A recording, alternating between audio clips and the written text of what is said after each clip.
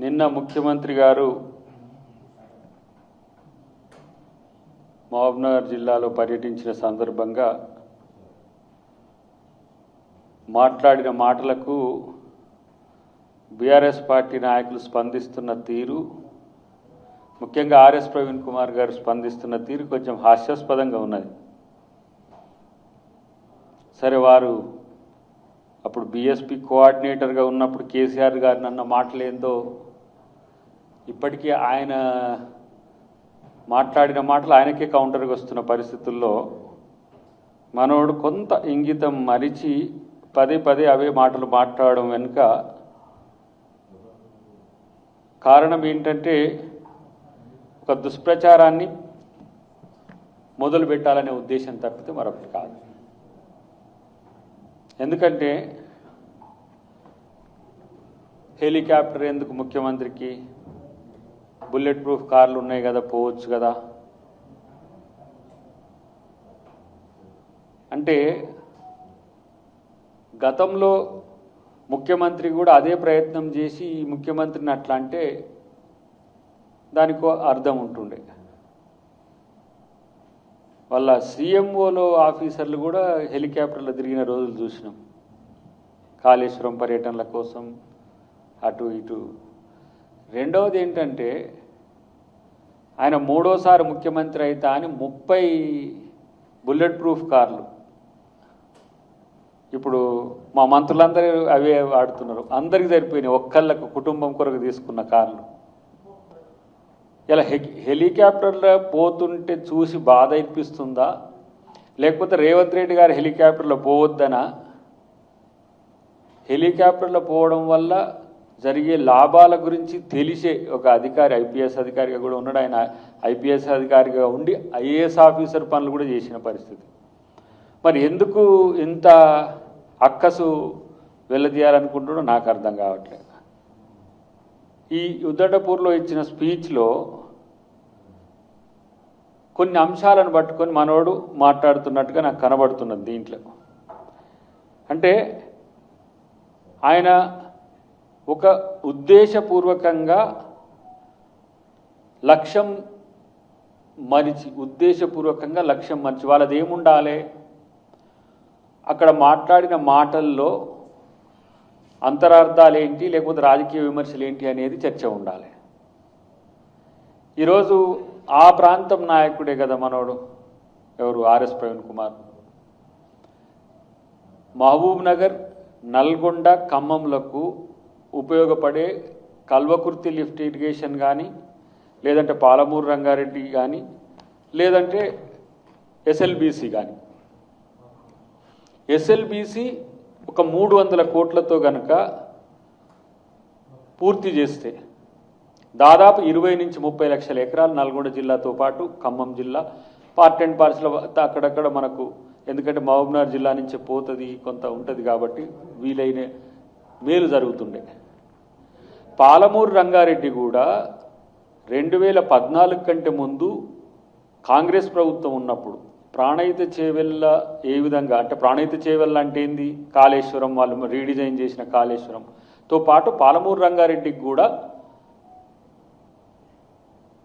Survey కోసం దాదాపు 8 కోట్లు చెల్లించడం కూడా జరిగింది. పాలమూరు రంగారెడ్డి ఇంటేక్ వెల్ అంటే సోర్స్ ఏంటంటే జూరాల నుంచి, కల్వకుర్తి లిఫ్ట్ ఇరిగేషన్ ప్రాంతం నుంచే మళ్ళీ రీడిజైన్ చేసి పాలమూరు రంగారెడ్డిని పెట్టిండ్రు. మళ్ళీ ఇంటేక్ వెల్ సేమ్, దానికి దీనికి మహా అయితే 2-3 కిలోమీటర్లు ఉంటుందేమో ఒకే ప్రాంతం నుంచి. జూరాల నుంచి ఎస్యూడ్ వాటర్ ఉన్నా కూడా మళ్ళీ పంచాయతీ కోసమని శ్రీశైలంకు పోయిండు. కల్వకుర్తి లిఫ్ట్ ఇరిగేషన్ పూర్తి చేయలేదు, ఎందుకంటే అది పూర్తి చేస్తే మాకేంది, కాంగ్రెస్ వాళ్ళకి పేరు వస్తుంది, లేకపోతే గతంలో మొదలు పెట్టిన వాళ్ళకు ఎవరికి మన టీడీపీ వాళ్ళకి పేరు వస్తుంది. నేను కొత్తగా చేయాలి పాలమూరు రంగారెడ్డి అని ఇక్కడి నుంచి తీసుకొచ్చిన పరిస్థితి. ఇవేం తెలియదు మనోనికి. కార్లు, బుల్లెట్ ప్రూఫ్ కార్లు ఎందుకు వాడుతున్నాడు, అది కార్లు ఎందుకు వాడతలేడు, హెలికాప్టర్లు ఎందుకు పోతున్నాడు. ఇవాళ ఆయన భద్రతను కూడా పక్కన పెట్టి 3 వెహికల్స్లో తిరుగుతున్నాడు ట్రాఫిక్లో. మీ ఓడు మొదలు పెడితే హైదరాబాదు కేసీఆర్ విలాసమైన బంగ్లా కట్టించుకున్న బంగ్లా నుంచి మొదలు పెడితే పాపం వాళ్ళు, ఆ ఊరి పేరు ఏం పేరు, అది జగదేవ్పూర్, ఎర్రవెల్లి అదే ఫామ్ హౌస్లో అక్కడికి పోయేంత వరకు అప్పుడప్పుడు మేము కరీంనగర్ పోయొచ్చినా కూడా చూస్తుంటే ఆ గంటన్నర నరకమే ఉంటుండే. ఇవాళ ఆయన మర్రి చెన్నారెడ్డి మానవవరుల దాంట్లో ఆఫీస్ ఏర్పాటు చేసుకొని సిటీలో కూడా ఎక్కువ రాకుండా అక్కడి నుంచి అక్కడికి ఇంటి దగ్గర నుంచి అక్కడికి ఉంటే ఖర్చు తగ్గిస్తున్న పరిస్థితి. 3 వెహికల్స్ అంబులెన్స్ తీసేసిండ్రు, జామర్లు కూడా కొన్ని ఒక్కోసారి పెడుతున్నారు, కామన్ మెన్ పోయినట్టు పోతున్న పరిస్థితి ఇలా ముఖ్యమంత్రి గారిది. ఇవన్నీ తెలిసి కూడా ఎందుకు మనోడు ఇట్లా అంటే మరి కేటీఆర్ ఒక్కడే ఉన్నట్టుంది ఆయనకు సోర్స్, కానీ కేటీఆర్ మాట్లాడమంటే కేటీఆర్ ఒక రోజు మాట్లాడతాడు, ఇంకో రోజు హరీష్ రావు, సాయంత్రం హరీష్ రావు, పొద్దుగాల మనోడు ప్రవీణ్ కుమార్, ఇంకొక ఉంటే ఒకళ్ళు శ్రవణ్ కుమార్ గారు, ఇంకెవరు మాట్లాడుతూనే ఉంటారు. రోజు ఏదో ఒక విమర్శ చేస్తూనే ఉండాలి. ఈ పరిస్థితి మీకు రావడం అనేది దురదృష్టమైనప్పటికీ కూడా వాస్తవాలు ఎందుకు మీరు మాట్లాడడానికి మీరు వెనకడుగు ఎడుతున్నది తెలుసుకోవాల్సిన అవసరం ఉంది. నేను ఆర్ఎస్ ప్రవీణ్ కుమార్ గారిని ఒకరిని అడుగుతున్నా, కేసీఆర్ పరిపాలించిన రోజుల్లో అసలు ముఖ్యమంత్రి ప్రజాస్వామ్య పరిపాలన ఉన్నట్టుందా? ఈసారి వస్తే మాత్రం మన జీవితంలో రాజరిక పాలన చూడలేదు, కానీ ఈసారి చూస్తుంటాం.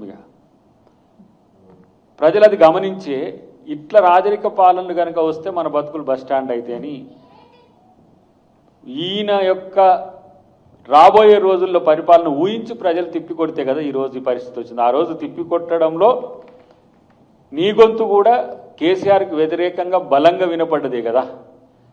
కాబట్టి అలా రేవంత్ రెడ్డి గారిని విమర్శించాలనే విమర్శ చెయ్యాలనే ఉద్దేశంతోనే చేస్తున్న పరిస్థితి. నేను అంటున్న ఒక మాట, చలో మీరు ఏమంటాము చర్చకు సిద్ధం అని అన్నారు కదా, ఎవరితో చర్చ చేస్తారు? సీఎం గారితో చేయాలనుకుంటే మీరు రేవంత్ రెడ్డి గారితో చర్చ చేయాలనుకుంటే మీరు ఎవరిని తీసుకొని రావాలి? కేసీఆర్ని తీసుకొని రావాలి.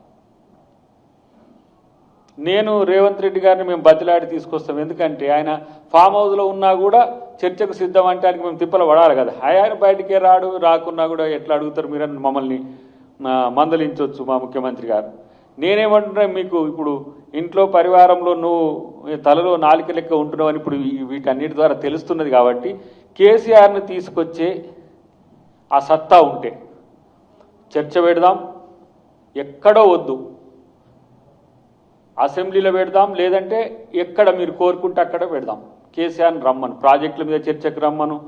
నేను ఏమంటున్నా, ఒక్కో సభకు 15 కోట్లు ఖర్చు చేస్తుందని చెప్తున్న పరిస్థితి. అంటే ఈ విమర్శ కూడా సహేతుకంగా ఉండాల్సిన అవసరం ఉంది కదా. 15 కోట్లు పెట్టి సభ పెడుతున్నాడు, ఎందుకు పెడుతుండే అసలు సభ అని? అసలు కేసీఆర్ పెట్టే సభలకు కోట్లు ఖర్చు పెట్టినా జనం రాకపోయినా సరే జనాన్నే తిట్టుకుంటే ఆయన వాదాన్ని మాత్రం వినిపించుకుని పోయే పరిస్థితి. ఈరోజు జరుగుతున్న పరిణామాలు, ఇవాళ కోహెడలో పండ్ల మార్కెట్కు సంబంధించి ఓపెనింగ్ ఉన్నది. ఆడ ఓపెనింగ్తో పాటు జనం అక్కడికి వచ్చి ఎవరైతే ఆ వ్యాపారులు ఉన్నారో, చిన్న వ్యాపారులు ఉన్నారో వాళ్ళ కోసం మనం మాట్లాడాల్సిన అవసరం ఉంటుంది. రేపు ఉప్పల్ బగాయత్లో ఉంటుంది మీటింగ్, దాంట్లో అక్కడ జరుగుతున్న అభివృద్ధి ఏవైతే ఫ్లైఓవర్కి సంబంధించి వాటితో పాటు ఎంఎంసీలో కొత్తగా ఏర్పాటైన మల్కాజ్గిరి మున్సిపల్ కార్పొరేషన్లు చేయబోతున్న అంశాలను ప్రజలకు వివరించాల్సిన అవసరం ఉంటుంది. ముఖ్యమంత్రిగా అది బాధ్యత. అంటే మీటింగ్లు పెడితే మీకెందుకు ఇబ్బంది అవుతున్నది? మీరు మీటింగ్లు వదిలేసి మీడియా ప్రెస్లు ఎక్కడ పడితే అక్కడ పోవడము, మీరే మీటింగ్లు పెట్టించుకోవడం,